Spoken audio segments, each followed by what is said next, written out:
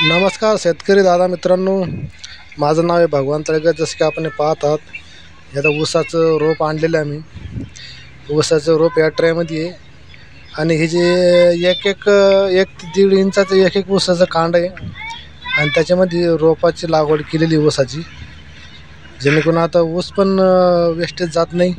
हे बघ, याचं कसं मूळ पण खास आहे, याचं खोड बी आणि असं जबरदस्त पद्धतीनं असं ट्रेमध्ये आलेलं आहे.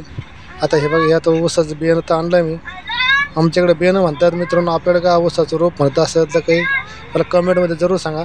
आमच्याकडे तर ऊसाचं बियाणं म्हणतात याला रोपाला, पण आपण याला ऊसाचं रोप म्हणूया. ते ह्या पद्धतीनं मित्रांनो बघा, रोप आणलेलं ऊसाचं ते सावलीत ठेवलं झाडाखाली. ते लावाचे वावरात बेड पाडून सने सरी करून सने ते लागवड करणार. आता हे बघा, एक दीड इंचाचे तुकडे आणि ते कॉकपीटमध्ये हे ट्रेमध्ये असे लागवड केलेले भेटले मित्रांनो आम्हाला.